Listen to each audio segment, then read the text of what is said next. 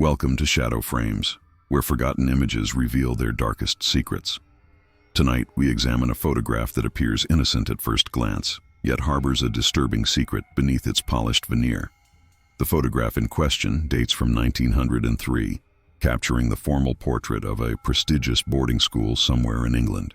The sepia-toned image shows three neat rows of young men in their late teens, perhaps 30 students in total, dressed in identical wool uniforms with high collars and ties. Behind them stand 7 faculty members in academic gowns, their expressions stern and unyielding. The school itself commands the background, a grand Victorian edifice of stone and ivy, with Gothic arches and tall windows reflecting the cloudy sky.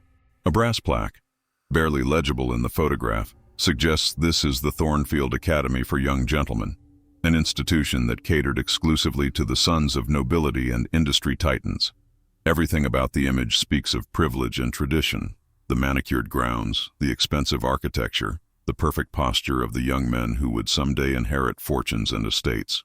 Their faces bear that particular look of entitled confidence that comes from never questioning one's place in the world.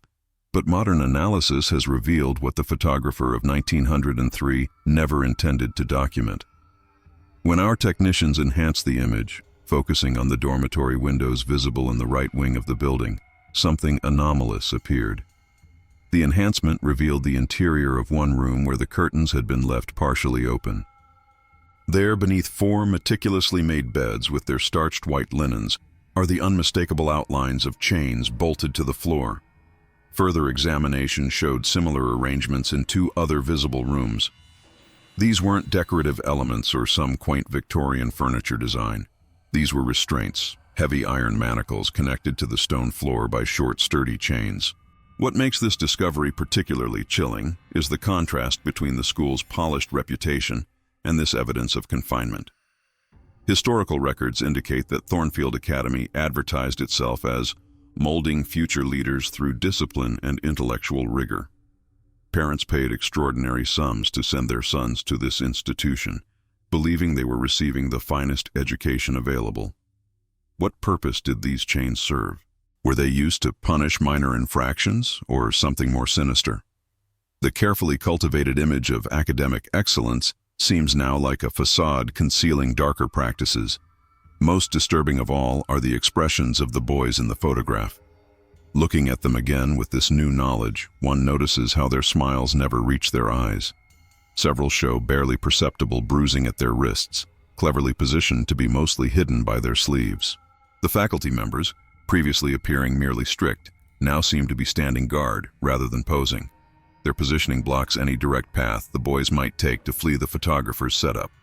Thornfield Academy closed suddenly in 1908 under mysterious circumstances. No official explanation was ever provided, and the records were sealed by order of powerful families connected to the school. What really happened behind those imposing walls, and why did someone feel the need to chain young gentlemen to their beds at night?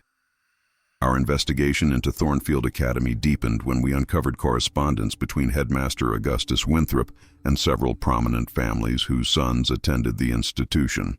These letters, found in a private collection auctioned in 2019, reveal a disturbing practice euphemistically termed nocturnal security measures. In one letter dated April 12, 1905, Winthrop assures Lord Hemmingford that his son's wandering affliction was being addressed with the most modern restraint therapies. The headmaster promises that the boy would be properly secured during vulnerable hours to prevent any embarrassing incidents that might damage the family's reputation. Medical records from the era suggest that sleepwalking, bedwetting, and nocturnal seizures were considered deeply shameful conditions, particularly among the aristocracy. Rather than seeking proper treatment, wealthy families often concealed these defects to maintain bloodline prestige and marriage prospects. More troubling evidence emerged when we consulted with Dr. Eleanor Harwick, historian of Victorian medical practices. She identified Thornfield as an early practitioner of what was called corrective confinement, a pseudoscientific approach claiming to cure everything from epilepsy to masturbation through physical restraint. These weren't medical treatments in any modern sense, Dr. Harwick explained. They were methods of control and punishment disguised as therapy. The chain served both practical purposes, preventing movement, and psychological ones, reinforcing the shame associated with these conditions. The Academy's financial ledgers, preserved in the National Archives, show substantial payments to a company manufacturing therapeutic metalworks and medical-grade restraints. These purchases increased yearly between 1903 and 1907.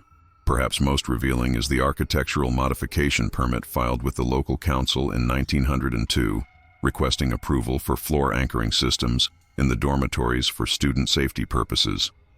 The application was approved without inquiry, likely due to generous donations made to the council chairman's favorite charities that same month. Former groundskeeper Thomas Wilkins provided a rare first-hand account before his death in 1972. In a recorded interview with local historians researching Victorian schools, he mentioned the terrible sounds at night coming from the East Wing dormitories. Wilkins described clanking metal and muffled crying that staff were instructed to ignore. Some mornings I'd see boys with bandaged wrists or ankles being hurried to the infirmary, Wilkins recalled. The headmaster called them the sensitive ones and said they needed extra attention to become proper gentlemen. The school's abrupt closure followed an unexpected inspection by a government education official in December 1907. No report was ever filed, but within weeks, students were quietly withdrawn by their families. By February 1908, Thornfield Academy stood empty, its doors chained, an ironic echo of its own dark practices. Most of the boys who attended during those years went on to prominent positions in government, military, and industry. None ever spoke publicly about their experiences, though several established charitable foundations for children's medical research, particularly in neurology and sleep disorders. The photograph reached our office through an anonymous donor who claimed to be the grandchild of one of the boys pictured.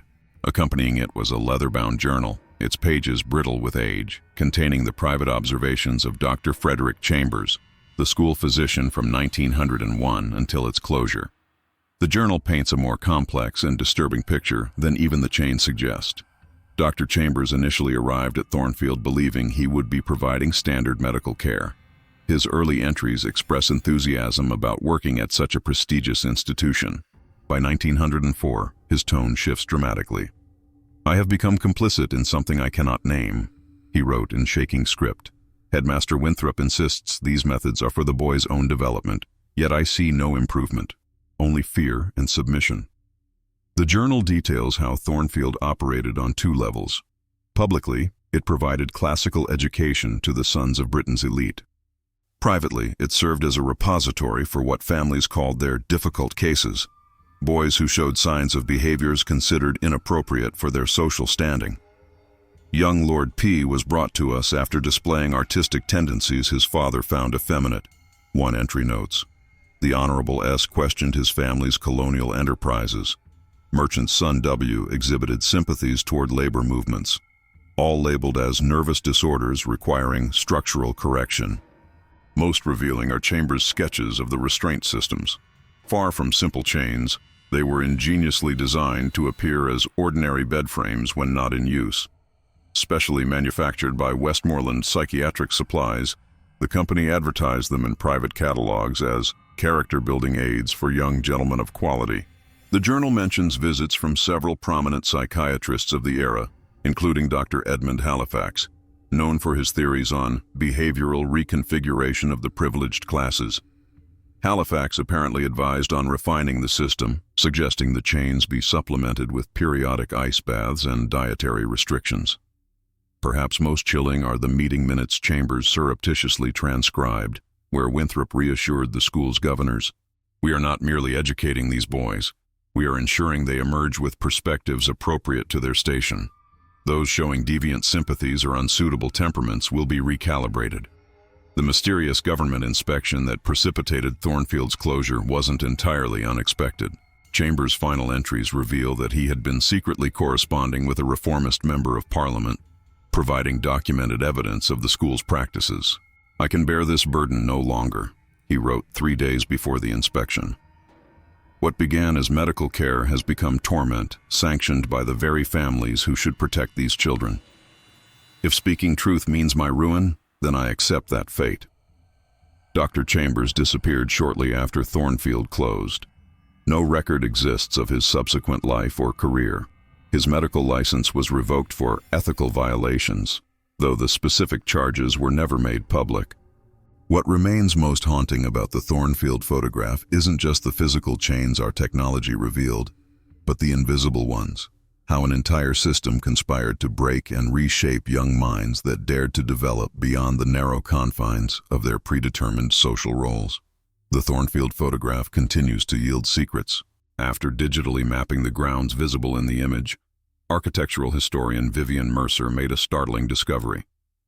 The school's unusual layout follows specific geometric patterns associated with 19th century moral architecture, a pseudoscientific approach that claimed building designs could physically reshape human character. The dormitory wing isn't positioned that way for aesthetic reasons, Mercer explained. It's deliberately oriented to minimize sunlight exposure. They believed reduced natural light suppressed what they called excessive individualism in developing minds. The photograph's background reveals another disturbing element, a secluded stone structure partially obscured by trees. Period blueprints identify this as the Restoration Chamber, a circular building with unusual acoustic properties. Sound engineering analysis suggests it was designed to amplify and redirect noise inward, creating disorienting echo effects for anyone inside. In 1906, Thornfield ordered 12 specialized chairs from Harrington Medical Suppliers, the same company that furnished implements to several notorious asylums. These chairs featured adjustable restraints and were advertised in private catalogs as posture correction devices for the morally underdeveloped. We traced 5 surviving Thornfield students through genealogical records.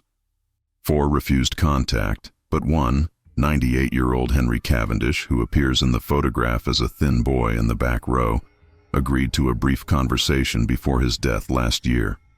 The chains weren't the worst of it, Cavendish whispered, his hands trembling. It was what happened in the circle room. They called it character resonance therapy. They would place you in the center and the voices would come from everywhere, the same phrases for hours, about duty and bloodlines and unnatural tendencies. Cavendish's medical records show he spent 3 decades in private psychiatric care following his time at Thornfield. His diagnosis: persistent auditory hallucinations and identity fragmentation. Most telling is what happened to the property after closure. The main building was repurposed as a government research facility during both World Wars, with all records classified until 1975. These recently declassified documents reference baseline behavioral modification studies that built upon promising earlier methodologies pioneered at the site.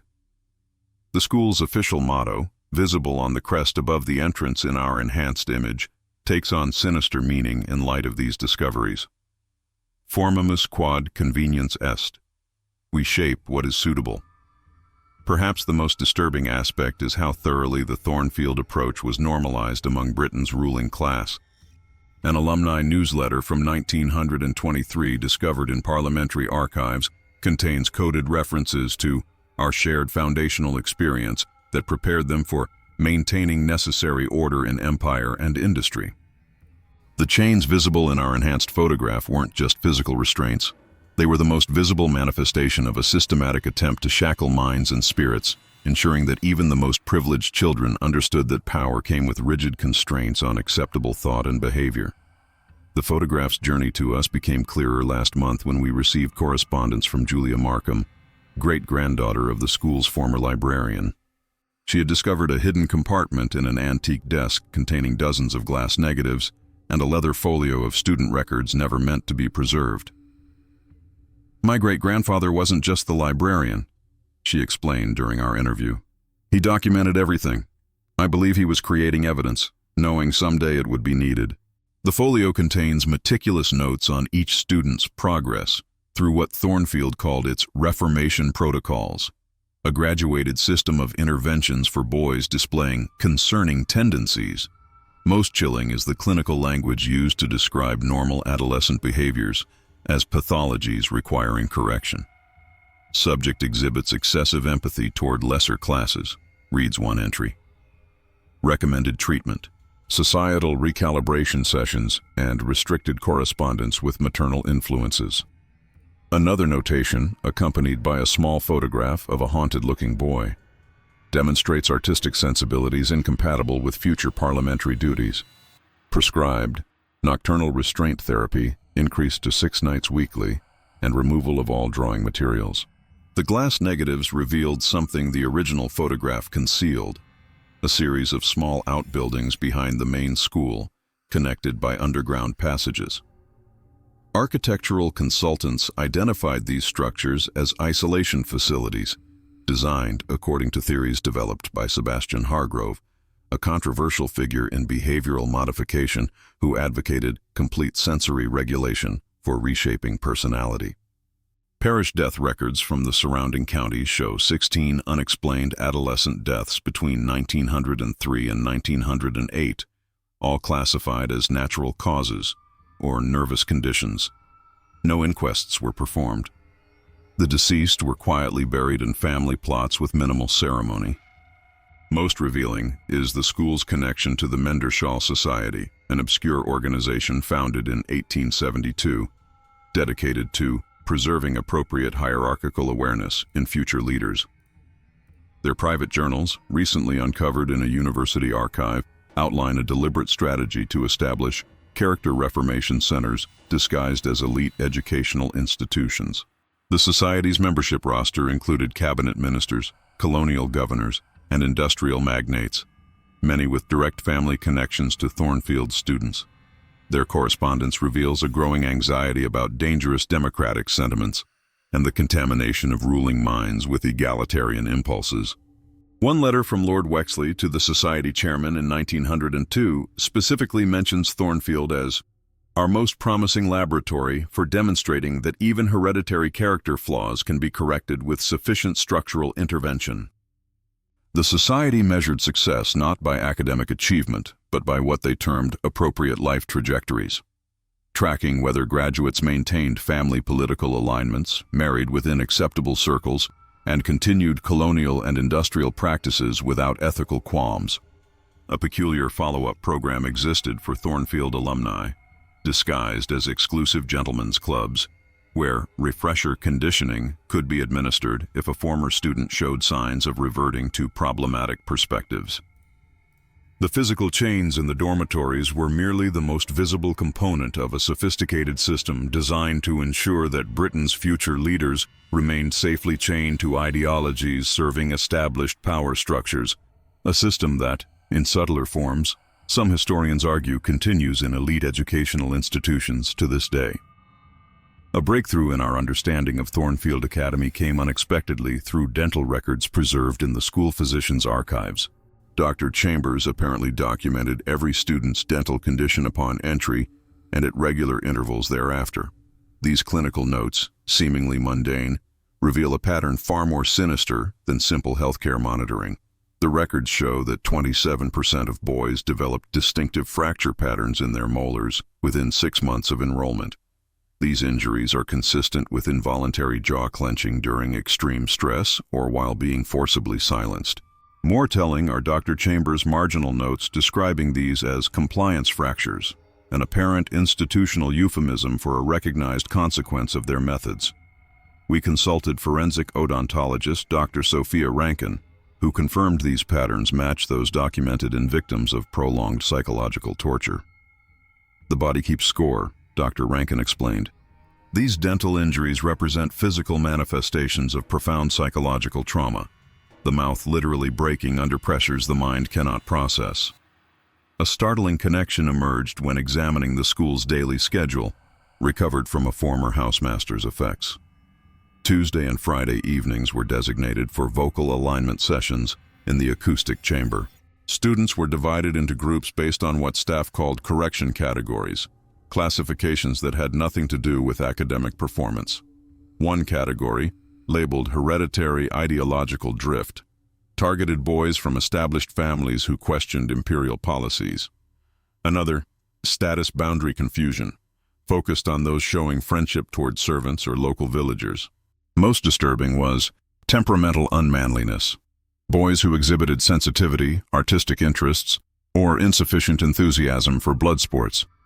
The school's medical supplies inventory lists curious items including tongue depressors with restraint attachments, and vocal training implements, ordered from a surgical equipment manufacturer known for providing specialized devices to military interrogation programs in colonial territories.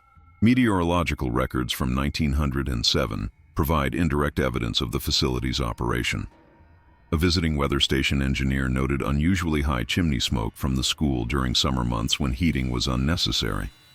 Comparing this with coal delivery records suggests the continuous operation of basement furnaces, possibly for destroying documentation when the school came under scrutiny. Perhaps most revealing is what happened to the Thornfield methods after the school's closure. 3 former faculty members established educational consultancies for prestigious boys' schools across the empire. Training materials they developed, recently discovered in an Australian school's archives, outline techniques for character restructuring, virtually identical to Thornfield's approach, merely adapted to avoid physical evidence like chains. The photograph that began our investigation appears in one such manual, with the damning dormitory windows carefully retouched. It's presented as an example of proper institutional appearance, demonstrating how Thornfield's legacy continued through seemingly respectable educational philosophies that spread throughout systems, educating generation after generation of imperial administrators, military officers, and business leaders. The chains visible in our enhanced image were eventually removed from the dormitories, but their purpose had already been served. They had become invisible, forged into the minds of those who would carry Thornfield's methodologies forward into the 20th century and beyond. Our investigation took an unexpected turn when we located Margaret Humphrey, now 104 years old, who served as a kitchen maid at Thornfield during its final year.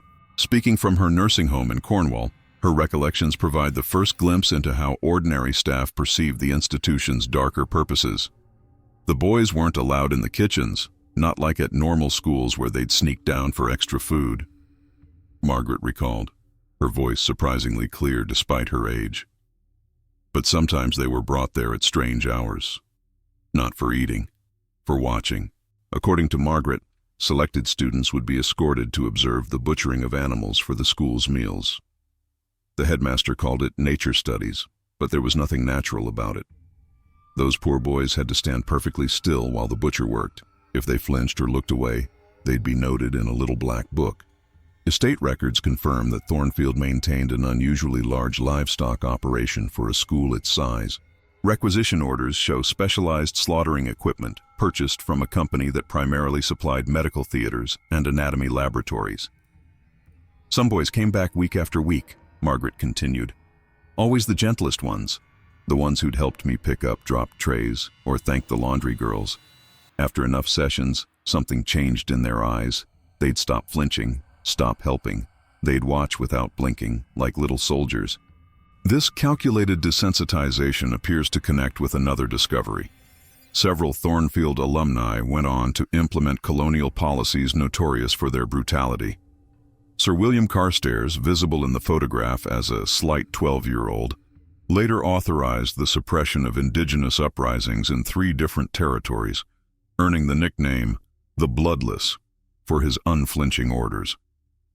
Architectural plans reveal another disturbing feature undetectable in the photograph. Beneath Thornfield's manicured gardens lay an extensive network of observation tunnels, allowing faculty to monitor students during their supposedly private outdoor time. Peepholes disguised as decorative elements in stone walls provided vantage points to document unsupervised behaviors. A ledger titled Natural Character Observations contains thousands of entries noting which boys showed empathy toward injured animals, which shared food with hungry classmates, and which expressed doubts about imperial expansion during private conversations, all recorded without their knowledge and added to their correction profiles. The journals of Headmaster Winthrop, recently discovered in a sealed box at his great-granddaughter's estate, reveal his true vision for Thornfield. "We are not merely producing educated gentlemen," he wrote in 1904. "We are engineering a governing class immune to the weaknesses of compassion and ethical hesitation. The empire cannot afford leaders who question when they must instead command." Perhaps most chilling was Margaret's final recollection. There was a toast they made at formal dinners. The boys had to stand and repeat it with their hands over their hearts. "As iron sharpens iron, So Thornfield sharpens me. I didn't understand then what they meant by sharpening. Now I do. They weren't making gentlemen. They were making weapons. The verification of our findings accelerated unexpectedly when construction workers renovating the former Thornfield grounds in 2018 uncovered a sealed basement chamber not documented in any official blueprints. Inside, they discovered what workers initially believed to be antique medical equipment, specifically phonographic devices connected to multiple listening stations via an elaborate tubing system. Audio restoration specialists from Cambridge University have since recovered portions of wax cylinder recordings used with these devices. The content proves far more disturbing than anticipated. Rather than music or educational material, the recordings contained carefully scripted repetitive phrases designed to be played while students slept, what modern psychologists would recognize as rudimentary audio brainwashing. Your bloodline demands strength. Compassion is weakness disguised as virtue. Question authority and you question your very purpose. These phrases, delivered in hypnotic cadences, played for 6 to 8 hours nightly through rubber tubes connected to each dormitory bed. Professor Eliza Montgomery, specialist in historical psychology, explained the significance. These weren't simply boarding school beds with restraints. The entire sleep environment was weaponized. Students were physically immobilized while their subconscious minds were systematically reprogrammed. It's a devastatingly effective combination of tactics still recognized in modern coercive control studies. The audio program intensified based on student categorization. Those deemed most resistant to Thornfield's ideology received what internal documents called enhanced nocturnal recalibration. Their chambers featured additional restraints around the head to prevent any movement that might dislodge the audio tubes. Handwritten notes in Headmaster Winthrop's personal journal describe successful cases with disturbing pride. Young Harrington arrived questioning the moral basis of our African ventures. After 14 weeks of enhanced protocol, he not only accepts but actively advocates for expanded territorial control. His father will find him much improved by next holiday. Most illuminating are financial documents showing Thornfield received substantial funding not only from students' families, but from colonial administrative offices and military intelligence services. These payments were disguised as educational research grants, but correspondence makes clear they were investing in what one colonel called the advanced preparation of steady hands for imperial necessities. The photograph that launched our investigation has finally surrendered its most significant secret, the identity of the unnamed government inspector whose visit precipitated Thornfield's closure. Advanced facial recognition technology matched him to Edward Thornhill, an obscure civil servant whose personal papers were recently declassified. Thornhill wasn't sent to close Thornfield. He was sent to assess its methods for possible wider implementation. His confidential report, stamped unsuitable for public record, praised the school's effectiveness, but warned, while the techniques achieve desired character outcomes, the visible apparatus presents unacceptable exposure risk. Recommend immediate transition to less detectable methods and distribution of approach across multiple institutions to avoid concentrated scrutiny. The chains visible in our enhanced photograph didn't end Thornfield because they were considered inhumane. They ended it because they were too obvious. The system they represented simply went underground, its methodologies dispersed and refined, trading iron manacles for constraints invisible to the camera's eye. The Thornfield photograph drew academic interest from an unexpected quarter when renowned art historian Dr. Imogen Foster contacted our offices last month. Her expertise wasn't in institutional history or Victorian education, but in the manipulation of images as propaganda tools. What she discovered adds a disturbing dimension to our understanding of this seemingly straightforward school portrait. This photograph was never meant to document the school, Dr. Foster explained. It was designed as a deliberate performance of normalcy. Her analysis revealed subtle staging elements invisible to casual observers, the careful positioning of larger boys to obscure injuries on smaller ones, the strategic placement of faculty hands on shoulders that appear supportive but actually restrain, and most tellingly, the presence of what photographers of the era called death grips. "Look at how the headmaster's fingers dig into this boy's collarbone," she pointed out. "That's not affection or casual contact. That's a pressure point technique taught to control resistant subjects while appearing natural to viewers. The photograph itself was reproduced in at least 17 publications between 1903 and 1920, always accompanying articles about educational excellence or the proper formation of young gentlemen. Its carefully crafted imagery helped attract new students while simultaneously warning current ones that they were always on display, always representing something larger than themselves. Foster's most chilling discovery came from analyzing what wasn't visible in the image. Using shadow analysis and reference measurements, she identified evidence of a significant number of students missing from the portrait. Based on enrollment records, at least 16 boys should have been present but weren't included, she explained.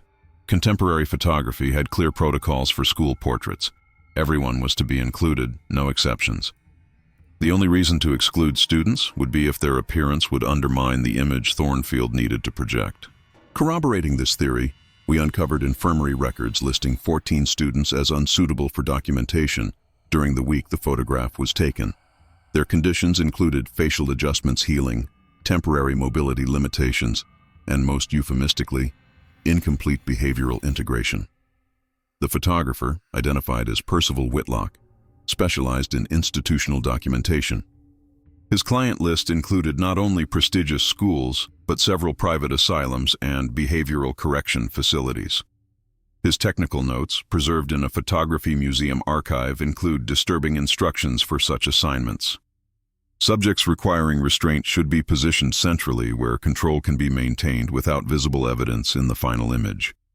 Whitlock's correspondence with Headmaster Winthrop before the shoot requested information on any subjects requiring special handling or chemical calming.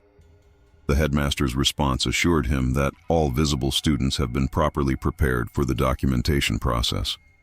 The chains under those beds weren't just tools of physical control. They were part of an elaborate performance of power that extended to the careful construction of photographic evidence. The image that launched our investigation was itself a masterpiece of deception, a visual lie told through composition and framing, designed to show the world only what Thornfield's masters wanted seen while hiding the brutal machinery that made such perfect order possible. Our research reached a turning point when we acquired personal effects belonging to Thornfield Academy's music instructor, Reginald Harlow. A distant relative discovered them in an attic trunk and contacted us after recognizing the school name from recent media coverage of our investigation. Among sheet music and lesson plans lay a leather-bound notebook containing Harlow's private observations from 1904 to 1907. The contents reveal that music at Thornfield wasn't merely curricular but weaponized as part of the school's character reformation program. Headmaster insists on continuing the sonic conditioning despite my objections, Harlow wrote in a trembling hand. Today, 3 boys collapsed during the E minor resonance treatment. The combination of subsonic tones and dissonant intervals induces what he calls productive distress, but appears to me as nothing short of torture. Harlow documented how the school's imposing chapel, visible at the edge of our photograph, was retrofitted with specialized acoustic panels and hidden mechanical devices that could produce infrasound waves, vibrations below human hearing that nonetheless affect the nervous system, causing anxiety, dread, and disorientation. The headmaster calls it harmonic compliance therapy, Harlow noted. Students exhibiting undesirable traits are assigned special seating where the acoustic effects are strongest. During mandatory daily services, while scripture readings emphasize obedience and duty, these invisible sound waves gradually break down resistance. Most disturbing were Harlow's technical diagrams showing how dormitories were connected to the music room via hidden pipes, an acoustic delivery system allowing targeted sonic treatments during sleep hours. The chains visible in our photograph served dual purposes: restraining students physically while ensuring they couldn't escape the precisely calibrated sounds meant to reshape their minds. Harlow's expertise wasn't coincidental. Before Thornfield, he had worked briefly with military researchers exploring sound as a battlefield tool. His recruitment letter from Headmaster Winthrop, included among his papers, explicitly sought expertise in psychoacoustic influence for educational applications. The school's concert piano, specially modified with Harlow's reluctant assistance, could produce particular harmonic combinations documented to induce specific emotional states. Staff logs show how performances were scheduled strategically before major examinations or when parents questioned school methods, creating an atmosphere of artificial calm and contentment. "I joined believing we would nurture musical talent," Harlow wrote in his final entry, dated just weeks before Thornfield's closure. "Instead, I've helped build an invisible prison of sound." The boys now associate classical music with their conditioning. Mozart triggers obedience. Bach induces emotional detachment. What have we done to their minds? Will they ever hear beauty in music again? Harlow's papers included employment applications he submitted to other schools following Thornfield's closure. All were rejected. His final known communication was a letter to former colleague Dr. Chambers, where he wrote, "They ensure our silence through professional ruin. No respectable institution will touch those associated with Thornfield, not because they disapprove of our methods, but because we know too much about the systems that commissioned them." Sound analysis of the dormitory spaces conducted during recent architectural preservation work confirmed unusual acoustic properties that would amplify and direct sound with remarkable precision. The beds with chains were positioned at calculated nodes where sonic impact would be maximized, physical restraint complementing auditory control in Thornfield's comprehensive assault on independent thought. The Thornfield photograph's digital analysis continues to reveal new details. Our imaging specialists recently discovered faint impressions on the back of the original print, pressure indentations from handwritten notes on paper that once rested against it. Using spectral enhancement techniques, we've been able to partially recover this ghostly text. These notes appear to be a fragment of Headmaster Winthrop's evaluation system, showing a classification matrix for student malleability and resistance factors. Most disturbing is a section labeled Terminal Remediation Cases. Students deemed unresponsive to standard methods who required what Winthrop called complete psychological restructuring. Cross-referencing these names with public records reveals these students didn't simply disappear. They emerged from Thornfield transformed, not educated but remade. Young Edward Pembroke, noted as dangerously empathetic in entry assessments, later authorized brutal labor practices in family mining operations. William Stilwell, documented as having excessive artistic sensitivity, became a military officer known for unflinching efficiency in colonial suppressions. Our investigation gained unexpected momentum when the Historical Psychiatric Society granted us access to previously restricted case files of Dr. Harriet Lowell, who treated several Thornfield survivors in the 1930s. Her clinical notes describe a consistent pattern she termed institutional fracturing, a condition where patients maintained dual psychological structures, a functional public personality that operated according to social expectations, and a hidden, fragmented self carrying the trauma of their reformation. "These men appear successful by every societal measure," Dr. Lowell wrote, "yet they describe themselves as hollow or performing what others expect. Most troubling is their inability to form meaningful connections with their own children, particularly sons who display sensitive or questioning natures." Local church records provide indirect evidence of Thornfield's hidden operations. The parish registry notes an unusual arrangement whereby the school maintained private burial rites in a secluded section of the churchyard. Between 1903 and 1907, 7 unmarked interments are recorded with only the notation, "Thornfield Matter, Private Ceremony." When we consulted forensic anthropologist Dr. James Harrington about these discoveries, he directed our attention to a detail we had overlooked: the unusual posture of certain boys in the photograph. "Look at the leftmost student in the middle row," he noted. "That rigidity isn't Victorian formality. It's consistent with recent thoracic injury, likely from repeated compression. He's standing as the only way he can that doesn't cause pain." Perhaps most revealing was our discovery of Thornfield's connection to the Hawthorne Institute, a research foundation established in 1910 that studied educational methodologies for imperial readiness. The Institute's private papers include detailed analyses of Thornfield's techniques, not as cautionary failures but as promising prototypes requiring only refinement and better concealment. The chains visible in our photograph represent merely the crudest tools in Thornfield's arsenal. As our investigation deepens, we're uncovering a sophisticated system designed not merely to control behavior, but to fundamentally reshape human consciousness.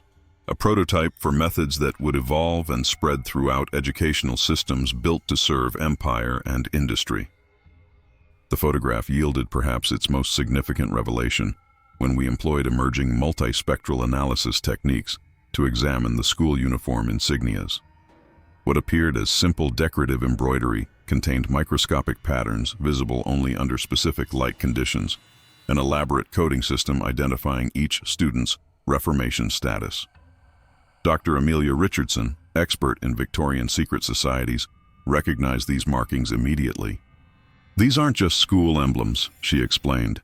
"They're progression markers in what was known as the Heraclitus Protocol, a behavioral modification system developed for colonial administration that was tested at select institutions before wider implementation. The protocol, named after the Greek philosopher who believed character determines destiny, operated on a graduated exposure principle. Students first endured physical restraint, then progressed to psychological conditioning, culminating in what internal documents euphemistically called identity reconstruction. Their uniform insignias tracked this progression through subtle thread color variations and pattern modifications, visible to initiated staff, but appearing ornamental to outsiders. Most disturbing was our discovery of Thornfield's actual purpose through Treasury Department archives. The school wasn't merely punishing deviants. It was systematically identifying boys with natural empathy, ethical questioning, or creative thinking, then methodically breaking and rebuilding these traits into controlled assets. Students weren't selected for correction because they were problematic. They were selected because they showed particular potential that establishment powers wanted harnessed. They weren't trying to eliminate sensitivity, explained political historian Victor Ambrose. They were weaponizing it. A boy with natural empathy, once properly reformed, could intuitively understand how to manipulate populations. Creative thinkers, once their moral frameworks were dismantled, could devise ingenious systems of control.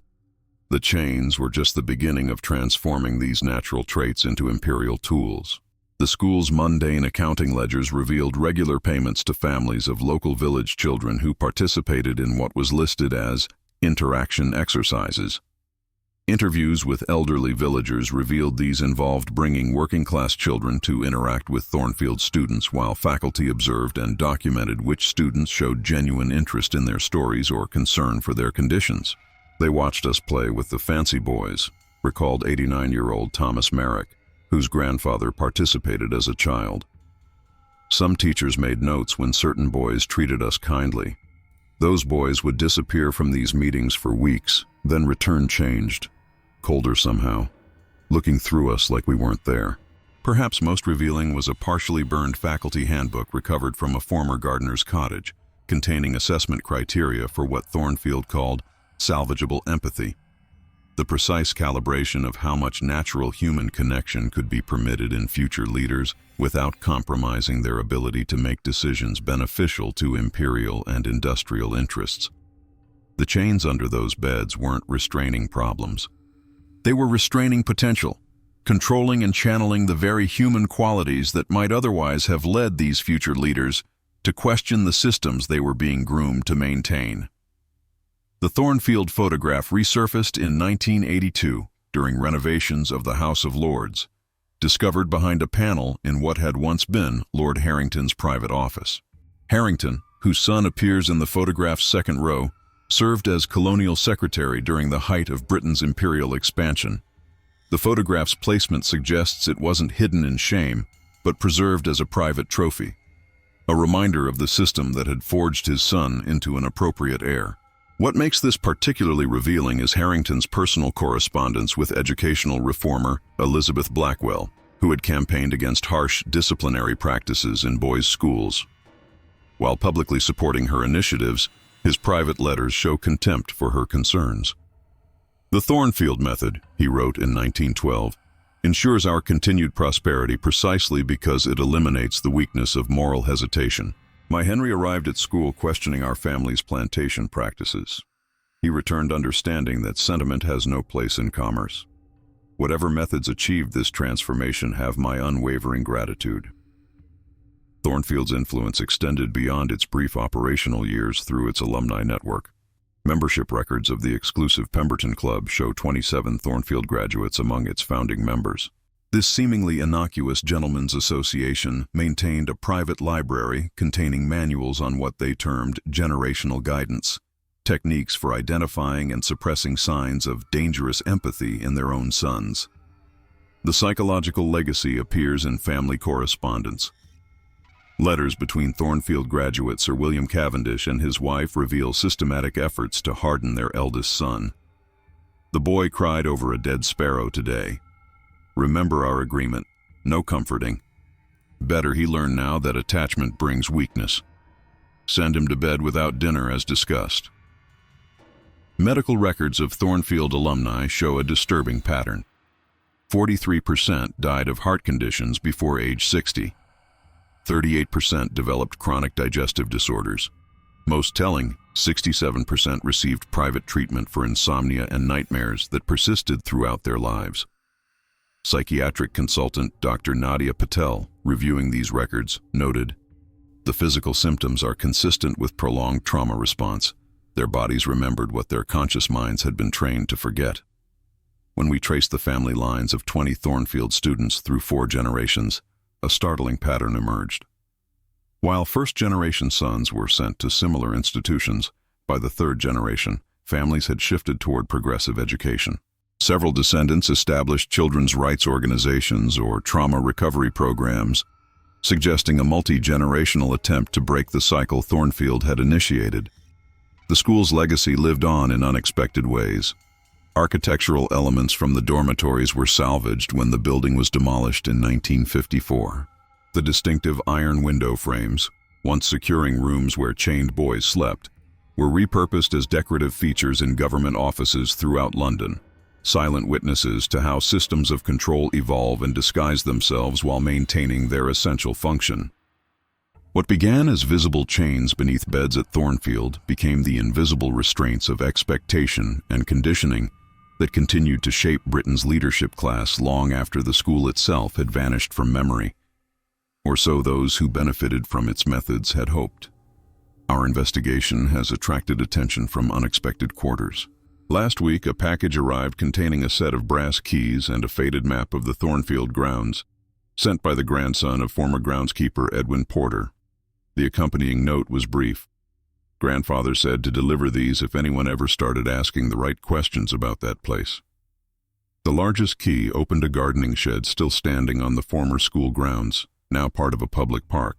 Beneath rotting floorboards, we discovered a metal box containing Edwin Porter's maintenance logs, seemingly mundane records that reveal a systematic pattern of disturbing modifications to the school's infrastructure. Installed sound-dampening panels in East Wing basement as instructed, reads one entry from February 1904. Headmaster specified materials must eliminate all sound transmission to upper floors. More alarming are Porter's notes about what he called the night rounds, a system of staff patrols checking restraint security between 2 and 4 in the morning. His diagrams show precise patrol routes timed to ensure no area went unobserved for more than 7 minutes, preventing any possibility of students assisting each other.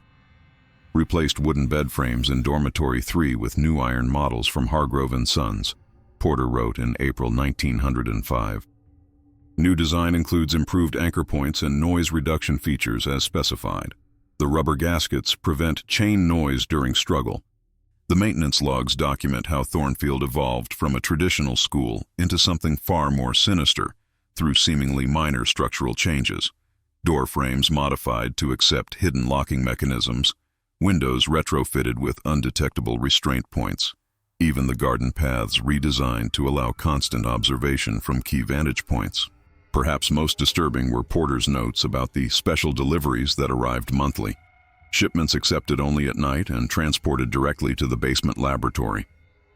The carefully coded entries track weights and quantities without specifying contents, though several entries note disposal requirements and complete decontamination following these deliveries. A water testing report from 1906 raises particularly troubling questions. Porter documented unusual chemical readings in the school's private reservoir, noting Dr. Harlow's additives functioning as specified, student behavior notably subdued following implementation. The chemistry suggests compounds similar to early sedatives, administered through the school's drinking water at carefully regulated dosages. We brought the maintenance logs to Dr. Eleanor Winters, historian of institutional control systems, who identified Thornfield's approach as a prototype for what would later be implemented in various government facilities. What's remarkable is how the physical infrastructure was designed to normalize extreme control, she explained. The visible school, with its prestigious facade, served as camouflage for the real institution operating beneath, literally engineered to break and remake young minds. Porter's final entries from January 1908 document a frantic period of evidence management.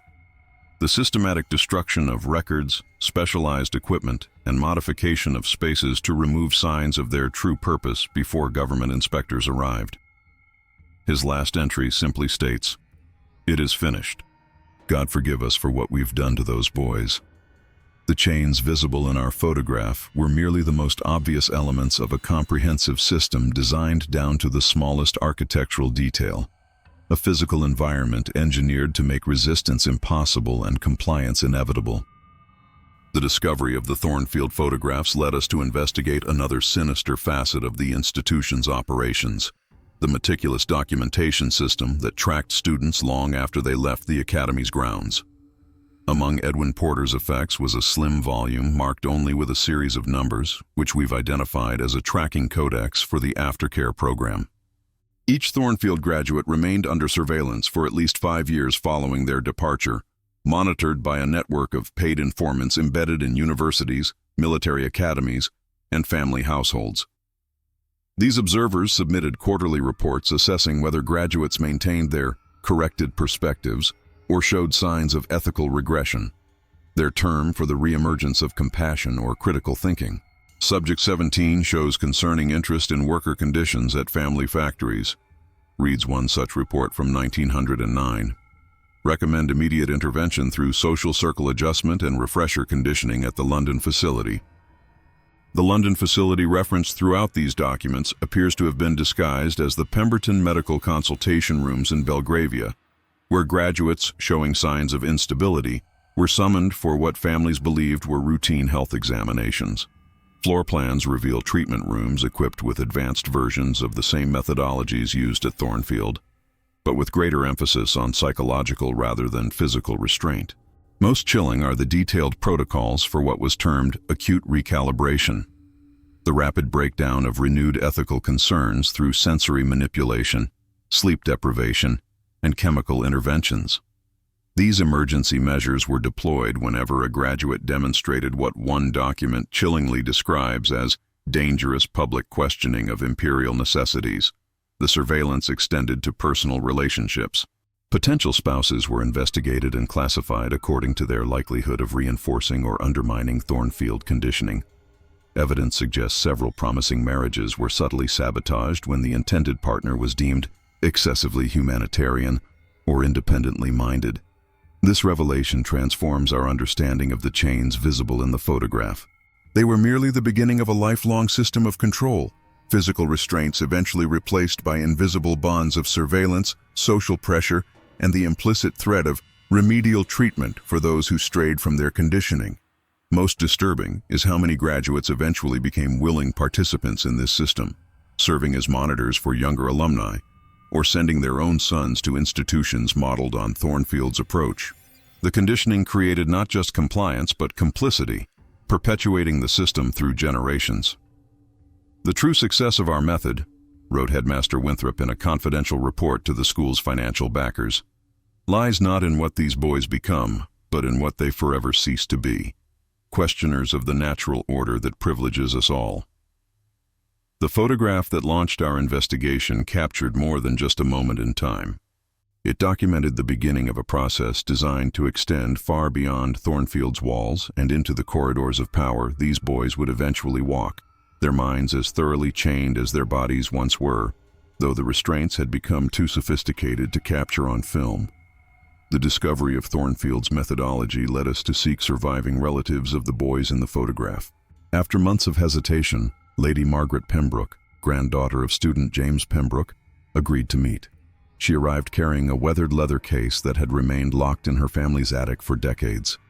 My grandfather never spoke directly about his time at Thornfield, Lady Margaret explained, unlocking the case with hands that trembled slightly. But he left instructions that this should be preserved, with specific directions that it remain sealed until someone specifically inquired about the school. Inside lay a pristine Thornfield Academy uniform, identical to those in the photograph.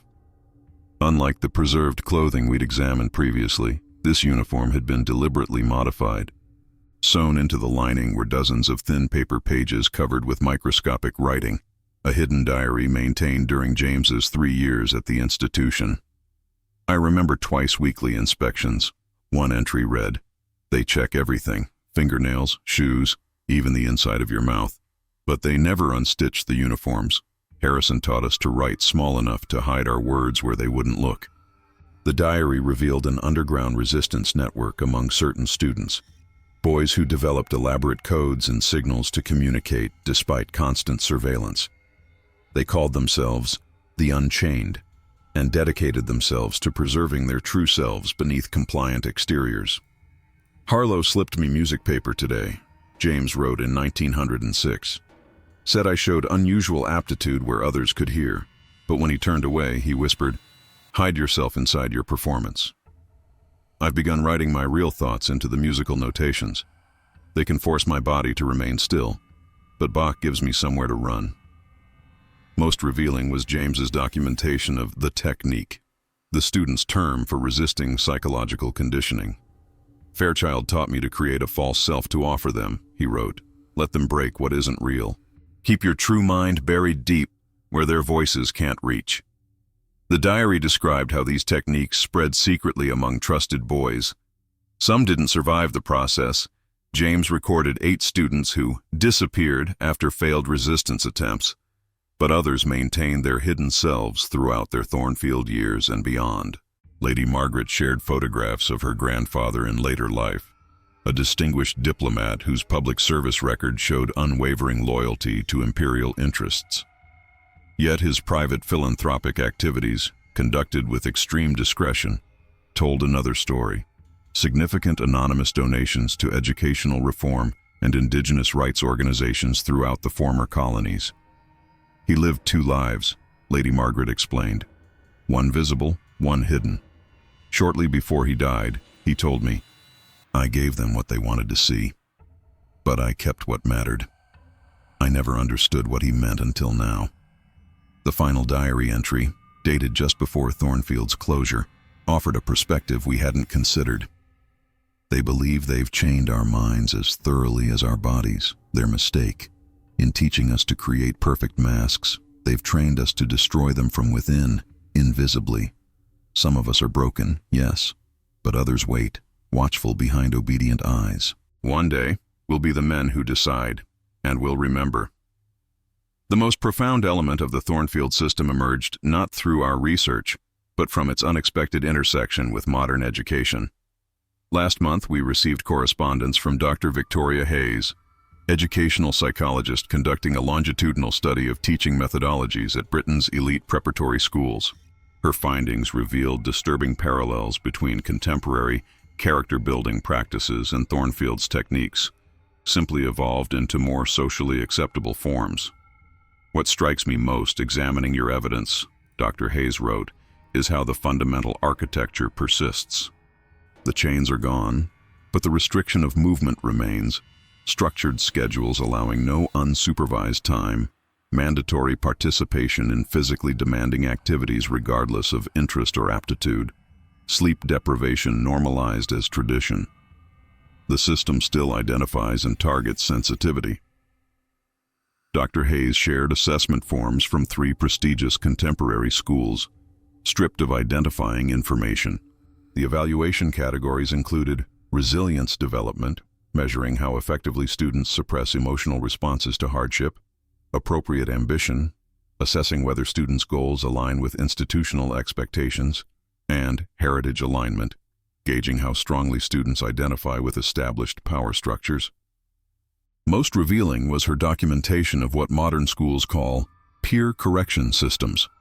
frameworks where students enforce conformity among themselves, eliminating the need for visible adult intervention. These social hierarchies, while appearing natural, are carefully cultivated by institutional design.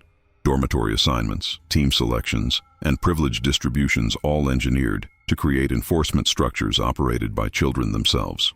Thornfield's physical methods were crude by necessity, Dr. Hayes observed. Today's techniques achieve the same results without leaving evidence. No restraints needed when you've engineered a social environment where deviation carries immediate peer consequences. The photographic technique that revealed the chains beneath Thornfield beds has evolved as well. When Dr. Hayes applied similar enhancement algorithms to contemporary school promotional materials, subtle patterns emerged in how students are positioned, which expressions are showcased, and which students remain carefully blurred in the background or excluded entirely. These aren't just pictures, she explained. They're demonstrations of successful containment, visual proof that the institution produces the correct type of person.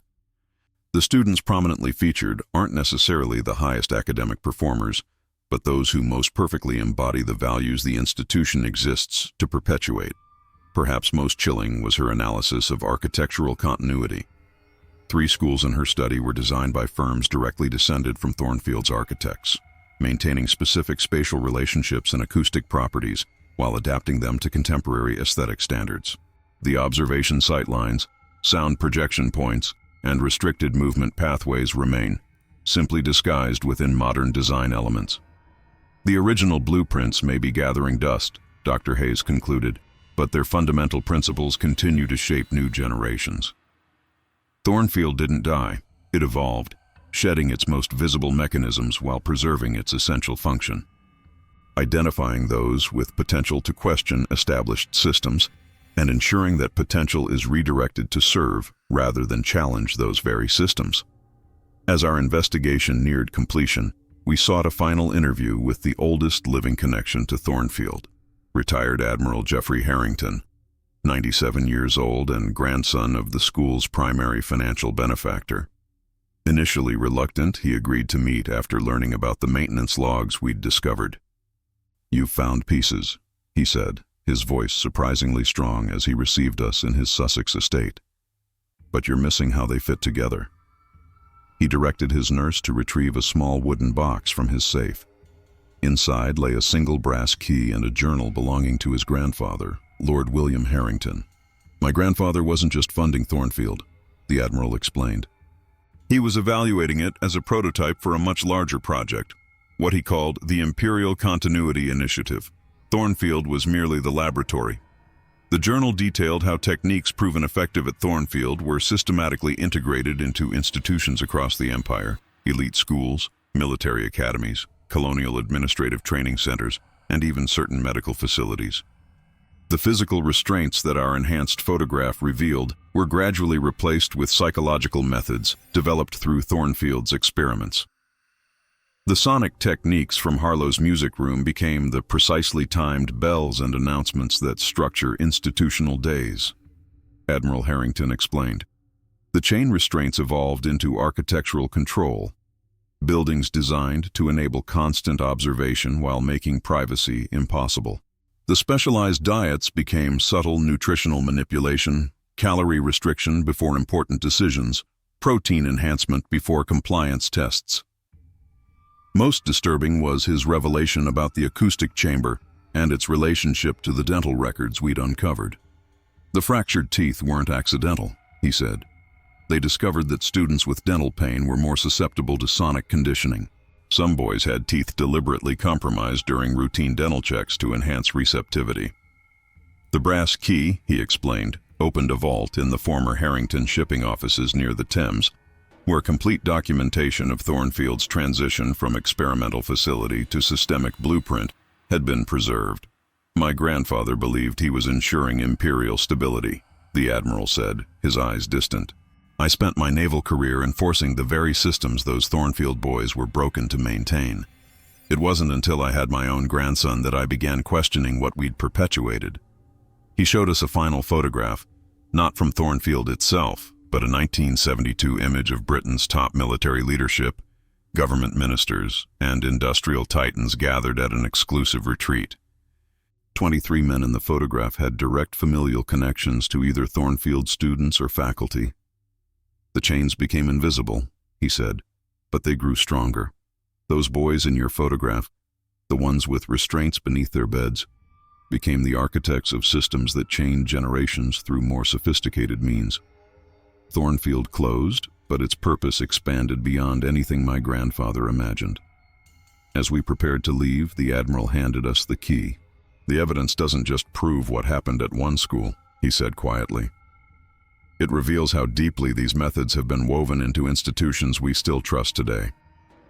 The true legacy of Thornfield isn't in what those chains restrained, but in what they unleashed.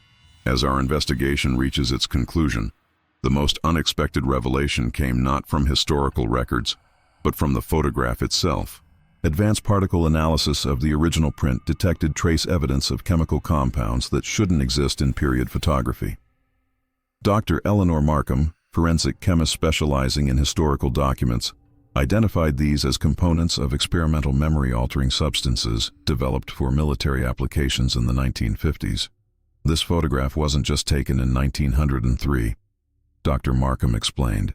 It was chemically treated decades later to embed subliminal triggers, visual anchors designed to activate specific psychological responses in anyone who had undergone Thornfield conditioning.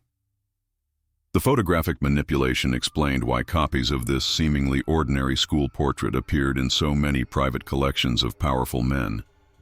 It wasn't mere nostalgia or historical documentation. It was a control mechanism. When Thornfield graduates viewed the image, the embedded triggers reinforced their conditioning, functioning as what modern psychologists would call a reset stimulus.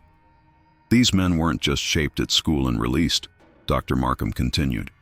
They were continuously maintained through carefully designed visual cues. The photograph itself served as both a reminder of consequences for disobedience and a reinforcement of psychological barriers erected during their formative years.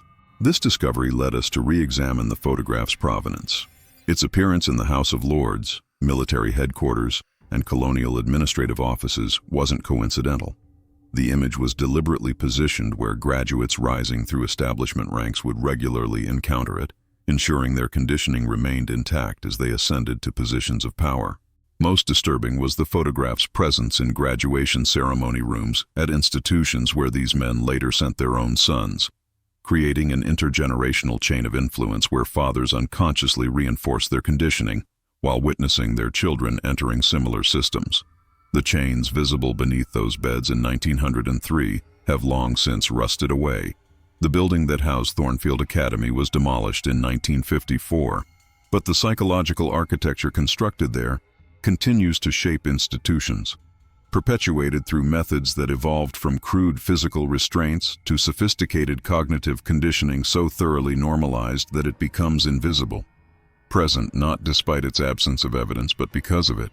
What began as an investigation into a single historical photograph has revealed something far more profound: the deliberate engineering of leadership psychology across generations, designed to preserve systems of power by identifying natural empathy, creativity, and ethical questioning not as qualities to be nurtured, but as threats to be contained and redirected.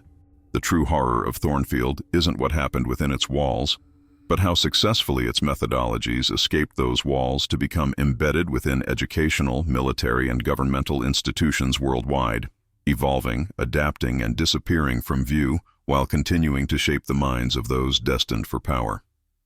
The chains in our enhanced photograph aren't relics of a bygone era. They're prototypes whose descendants, though transformed beyond recognition, continue to constrain not bodies but possibilities. Invisible restraints on what leaders can imagine, what solutions they can envision, and whose suffering they can truly recognize as mattering. Our investigation concludes with the most haunting revelation of all. The Thornfield photograph found its way to our offices not by chance, but through deliberate design. The anonymous donor who submitted it was identified through DNA traces on the packaging as Jonathan Winthrop, direct descendant of Headmaster Augustus Winthrop, and current executive director of the Pemberton Educational Trust, which oversees funding for 17 elite preparatory institutions. When confronted at his London office, Winthrop didn't deny his involvement. Instead, he offered a shocking explanation. "You were meant to find the chains," he said, his voice steady as he gazed at the photograph on his desk. This was never about hiding Thornfield's legacy. It was about ensuring it would be recognized for what it truly was: necessary. Winthrop unlocked a hidden panel in his office wall, revealing dozens of photographs identical to the one we'd been investigating, each waiting to be strategically discovered by different research organizations over the coming decades. "My great-grandfather understood that systems must evolve to survive," Winthrop explained. "The methods developed at Thornfield became too effective to remain hidden forever. Better to control their discovery, to present them as historical aberrations while their refined descendants continue undetected." The photograph, with its shocking visible evidence of chains, serves as perfect misdirection, focusing attention on crude physical restraints while more sophisticated contemporary methods avoid scrutiny. By appearing to expose historical wrongs, the controlled revelation inoculates current systems against deeper examination. "Every 20 years, another photograph emerges," Winthrop said. "Another investigation uncovers shocking evidence. The public expresses appropriate horror at these barbaric historical practices. Reforms are promised. And throughout it all, the essential function continues uninterrupted, identifying potential disruptors early and ensuring their integration into the very systems they might otherwise challenge." Most disturbing was Winthrop's revelation about our own investigation.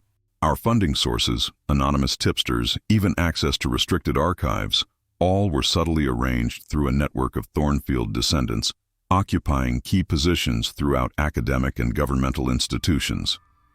"You believed you were exposing a forgotten horror," Winthrop said, never realizing you were performing a vital service. "Each generation needs to believe it has moved beyond the crimes of the past. Your expose allows that comforting illusion while we continue the work begun at Thornfield, simply through more acceptable means."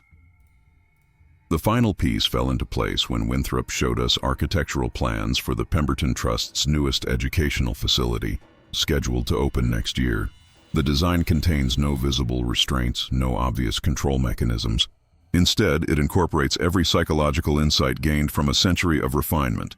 Spaces engineered to enable constant observation, sound systems designed for subliminal influence, scheduling algorithms that identify and isolate potential resistance. "The photograph served its purpose," Winthrop said as we left. "The chains you found beneath those beds are museum pieces now. Their descendants are woven into the very fabric of how we shape each generation. You've done excellent work exposing what no longer exists, drawing attention away from what does." The revelation of Thornfield's legacy and Winthrop's manipulation transformed our understanding of our own investigation.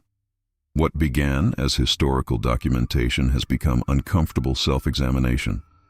We've been forced to confront our complicity in a system designed not to expose truth, but to contain it through controlled revelation. The immediate consequences were swift and unexpected.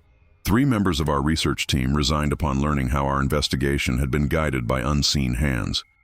2 others became obsessively committed, convinced that only by understanding the manipulation could we hope to escape it. The division itself revealed how effectively the Thornfield system operates, creating predictable response patterns even in those studying its methods. More disturbing was the reaction from educational institutions. Rather than expressing shock at our findings, administrators focused exclusively on the physical chains, eager to demonstrate how their modern approaches bear no resemblance to such primitive methods. Not one acknowledged the psychological architectures we identified as direct descendants of Thornfield techniques. Their carefully worded statements read like textbook examples of misdirection through partial acknowledgement. The photograph itself has acquired an unsettling new significance.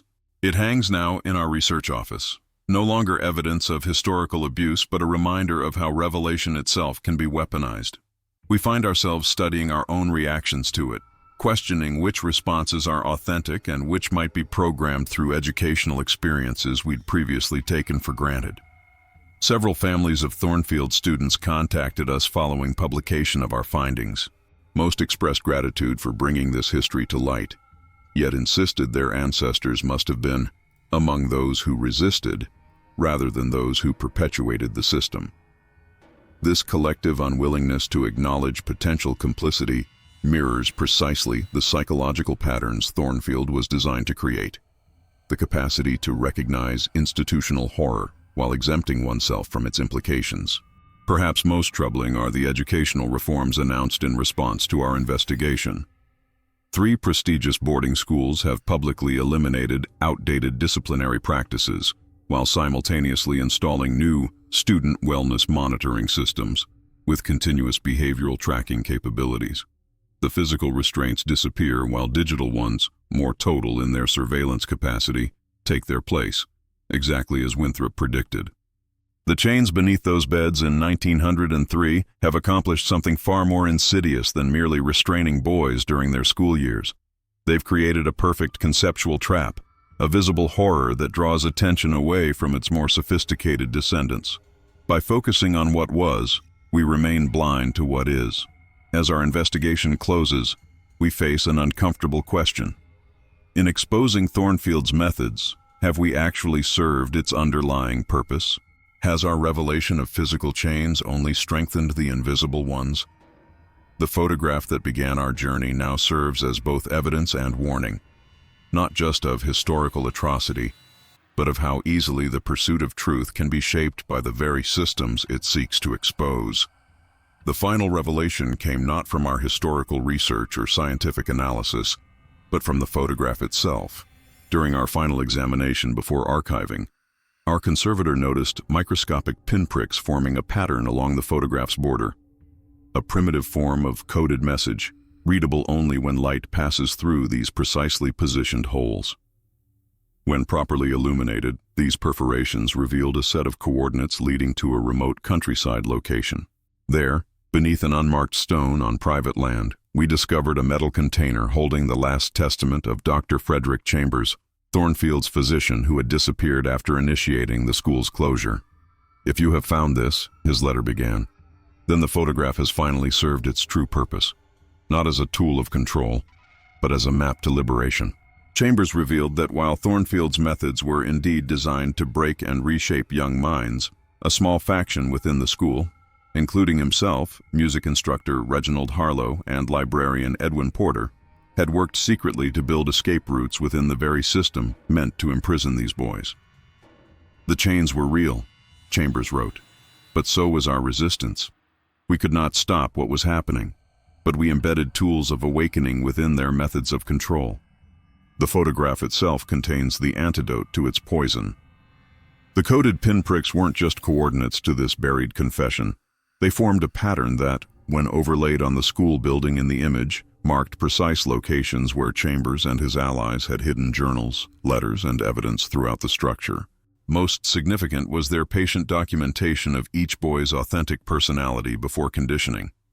Preservations of true selves meant to be rediscovered when the students were finally ready to remember. "Some will remain forever chained in mind," Chambers concluded. "Others will awaken gradually through their lives." The photograph serves both masters: control for those who remain asleep, awakening for those ready to see beyond the chains. This final revelation transforms our understanding of the photograph's journey. Its calculated discoveries throughout the decades weren't just Winthrop's attempts to inoculate current systems against scrutiny. They were opportunities for awakening, carefully timed releases of truth that might reach descendants ready to break generational patterns. We've since identified 14 families where Thornfield students' grandchildren or great-grandchildren abruptly changed life directions after the photograph surfaced in different contexts, abandoning family traditions of military or colonial service for work in human rights, educational reform, or healing professions. The chains beneath those beds were real. The systems of control they represented continue in evolved forms. But embedded within the very evidence of that control are the seeds of its undoing. Proof that even in the most carefully engineered environments of conformity, human compassion finds ways to preserve paths back to authenticity. We've placed the original photograph in the National Archives with unrestricted public access, honoring both Winthrop's intent to control its revelation and Chambers' hope for its liberating potential. The choice of what to see in those faded faces, complicity or resistance, control or awakening, now belongs to each viewer. perhaps the only truly free choice in this entire tangled history. The photograph's journey brought it, finally, to a small museum exhibition on educational reform, where it caught the eye of 8-year-old Eliza Thornfield Davies. The young girl stood transfixed before the image while her grandmother, 82-year-old Margaret Thornfield, watched with a complex expression crossing her lined face. "They look sad, don't they?" Eliza observed, pressing her finger against the glass covering the photograph. "Even though they're trying to smile." Margaret Thornfield approached slowly, leaning on her cane. She had avoided this exhibition for weeks, knowing what waited within its walls. As the last living Thornfield, daughter of the final headmaster who took over after Winthrop and eventually closed the academy permanently, she carried both the burden of the family name and its complicated legacy. "Yes," she answered softly. They were sad, though they weren't permitted to show it. Museum staff observed with interest as the elderly woman reached into her handbag and removed a small brass key, identical to the one Admiral Harrington had provided us. She held it out toward the exhibition curator, who had recognized her immediately upon entry. "The last vault," Margaret said simply. "My father kept everything the others didn't know about. The complete student outcome tracking system, maintained secretly for 60 years after Thornfield closed. Not to control them as Winthrop intended, but to understand what happened to them, to learn if healing was possible." The documents Margaret Thornfield surrendered that afternoon provided the missing piece of our investigation: the long-term human impact of Thornfield's methods. Her father, appointed to oversee the school's dismantling, had instead dedicated his life to tracking outcomes across generations, documenting patterns of trauma, resilience, and recovery in hundreds of families touched by the Thornfield system. "My father believed the only atonement possible was truth," Margaret explained as we reviewed the extensive records. "Not just exposing what happened, but understanding its full consequences across generations. He called it witnessing the ripples." The data revealed patterns no individual investigation could have captured. Families where the damage propagated through 4 generations in patterns of emotional detachment, psychological control, and institutional devotion. Others where the chain broke dramatically, often when a Thornfield descendant encountered evidence of the system that had shaped their grandfather or great-grandfather and consciously chose a different path. Most poignant were the collection of letters Margaret's father had received over decades from former students who had gradually awakened to their conditioning. Men who wrote in their 70s and 80s, finally finding words for experiences they had buried for lifetimes. Their testimonies of remembered authenticity, of reconnection with parts of themselves long suppressed, offered something rarely found in our investigation: hope. "The chains were real," Margaret said, watching her granddaughter examining the other exhibits. But so was resistance. So was recovery. Even decades later, some found their way back to themselves. That's what the photograph really shows, if you know how to look. Not just the horror of what was done to them, but the enduring human capacity to eventually break free. The Thornfield photograph returned to our offices one final time last month, delivered by courier with a sealed note from Margaret Thornfield. The elderly woman had passed away peacefully in her sleep, leaving instructions that the original print should remain in our archives alongside her father's complete documentation. In the years since our investigation concluded, educational historians have identified over 40 institutions worldwide operating on principles derived from the Thornfield model. The physical chains disappeared, but the underlying architecture of control evolved into methods less visible, yet equally effective. Standardized testing systems designed to identify and track non-conforming students, behavioral modification protocols disguised as leadership training, and architectural designs enabling constant surveillance while creating the illusion of freedom. Most significant was the discovery that Thornfield itself was part of a larger experiment. Government records declassified last year revealed that 7 similar institutions operated concurrently across the British Empire, each testing different approaches to what internal documents called the reconfiguration of hereditary leadership. Thornfield wasn't exceptional, it was simply the one whose evidence survived. The photograph has become a focal point for a growing movement questioning inherited systems of elite education. Former students from prestigious institutions worldwide have begun examining their own experiences through the lens of Thornfield's legacy, recognizing patterns of control disguised as tradition. We recently revisited the former Thornfield grounds with ground-penetrating radar equipment. Beneath the manicured public garden that now occupies the site, we detected a previously undocumented chamber containing what appears to be an intact acoustic device, evidence that some elements of the Thornfield system remained hidden, even from those who believed they had uncovered everything. Perhaps most haunting was our final interview with Jonathan Winthrop, conducted shortly before his unexpected resignation from the Pemberton Educational Trust. "You misunderstood my intentions," he insisted. "I didn't release the photograph to contain truth, but to perpetuate necessary questions. Each generation must confront these methods anew or risk blindly perpetuating them. The chains must remain visible to remind us of what happens when we value order above humanity." Whether his statement represents genuine revelation or sophisticated manipulation remains impossible to determine, itself a testament to how thoroughly Thornfield's legacy has complicated our understanding of truth and intention. The sepia-toned faces in the photograph have now been individually identified, their life trajectories mapped through Margaret Thornfield's meticulous records. Some remained forever shaped by their experiences, becoming architects of similar systems for subsequent generations. Others found their way to hard-won liberation, leaving testaments of their journey from conditioning to authenticity. What remains most disturbing isn't what the photograph reveals about the past, but what it suggests about our present, how systems of control don't vanish but evolve, becoming invisible precisely when they are most effective. The chains beneath those beds were crude implementations of principles that have since been refined into the very foundations of institutions we trust to shape each generation. The boys of Thornfield Academy stare out from 1903, their eyes holding questions that still demand answers more than a century later. Another photograph, another dark secret revealed. Until next time, this has been Shadow Frames.